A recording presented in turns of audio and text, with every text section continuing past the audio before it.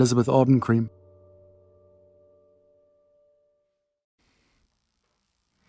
This one's wife. So desperate, so pathetic, so laughable.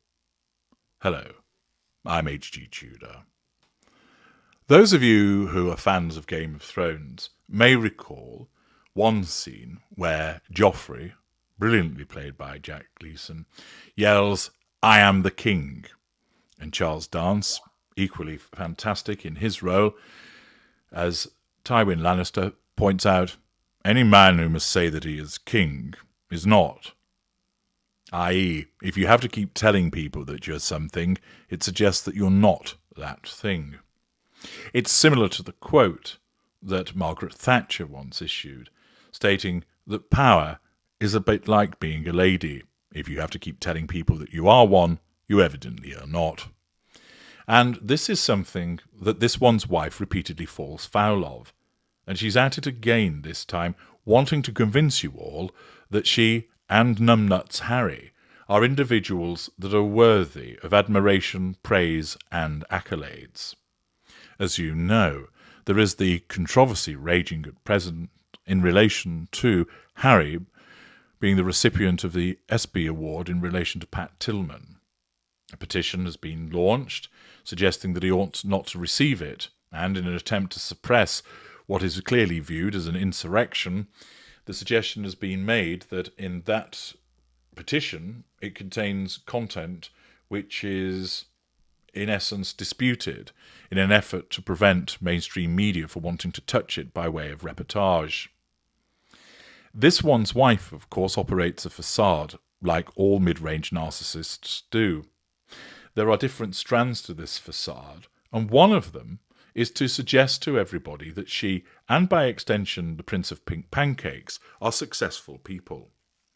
What has Harry been successful at? Well, he was successfully delivered in a hospital some 39 years ago, so that he automatically entered a life of privilege. Good for him. But other than that, he hasn't really achieved anything. Yes, he joined the army, but was labelled Bunker Harry. He's done some charitable works and made some difference here and there, but it's not like he's had a successful career at anything. And it's not even that he's been a successful royal. You could look at the late Queen Elizabeth and say, yes, she was born into privilege also, but she was a successful royal because she exhibited service all the way through to her dying days.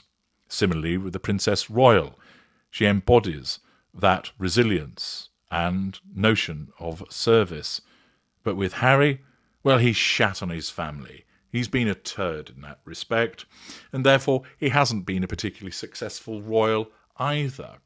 So to suggest that he's successful, well, the evidence suggests the contrary. But it gets even worse when one takes into account this one's wife, because success is very much a stranger to her shores. Yes, she's successfully become one of the most famous people on the planet and has made quite a lot of money.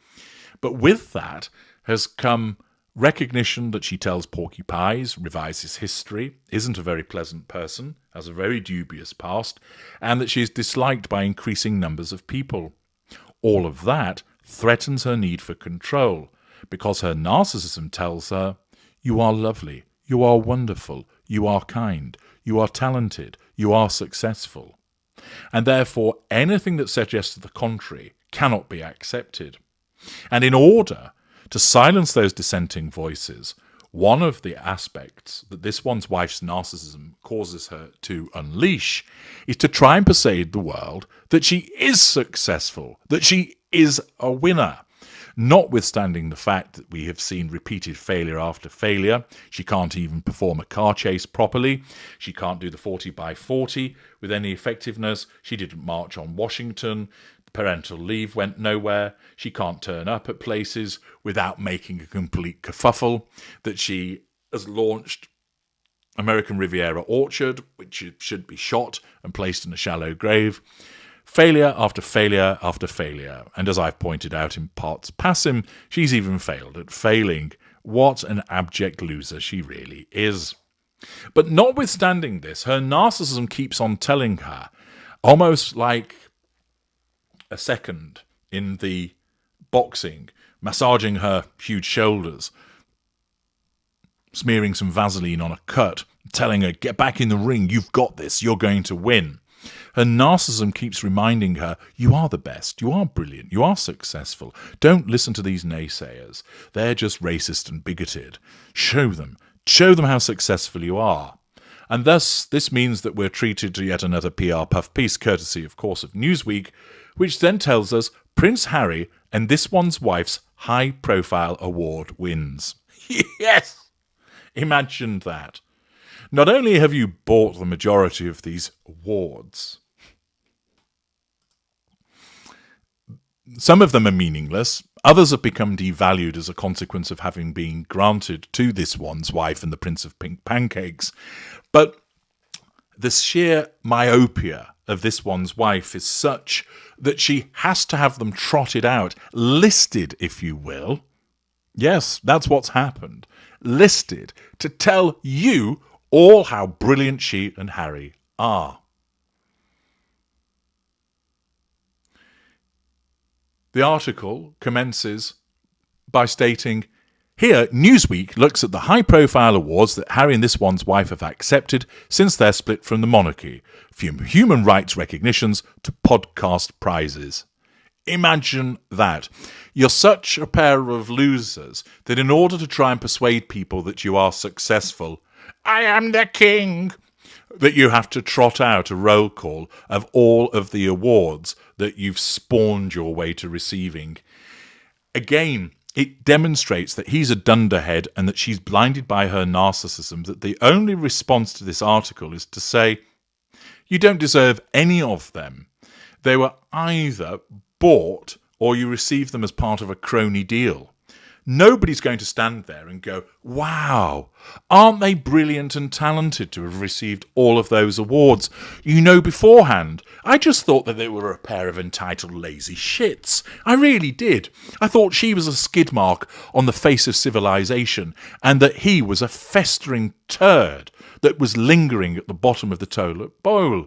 But now Newsweek have kindly listed for me all of the awards that they have won. I look at them in a completely different light. Thank you, Newsweek, for waking me up. Thank you, Newsweek, for demonstrating that these two are the embodiment of service, that they are human rights champions and deliverers of the finest and most entertaining content that Christendom and the rest of the world has ever seen. That simply won't happen. But it demonstrates again the strength of the delusion of this one's wife, whereby she believes if you keep telling them that I'm brilliant, they'll eventually get it.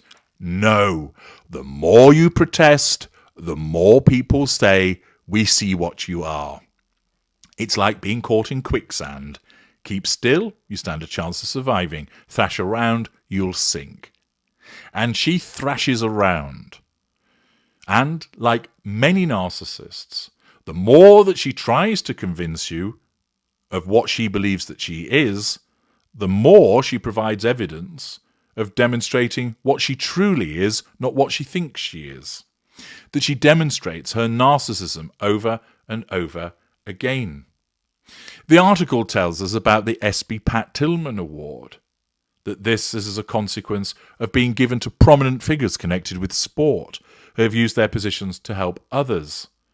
And it does recognise that there have been objections.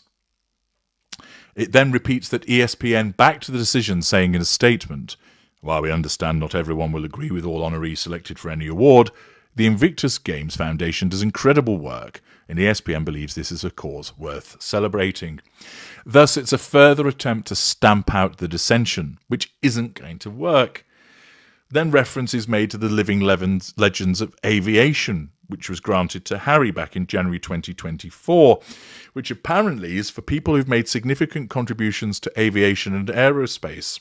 So I suppose contemplating buzzing your father's car so the windows are smashed amounts to a significant contribution to aviation and aerospace. My backside. Women of Vision is mentioned. You'll recall this was when this one's wife turned up in a grandmother's bedspread and then embarked upon a near-fatal, catastrophic, near-awful, near-terrible car chase. Yes, Then we have the Nipple of Grope Award that gets its mention from December 2022, the NAACP Image Award, the President's Award, the People's Choice Award for the Pop Podcast in 2022 in relation to archetypes, which anybody with a functioning brain cell recognises was a complete crock of shite. And then the Gracie Award for This One's Wife, which was in recognition for her podcast hosting skills. What were those?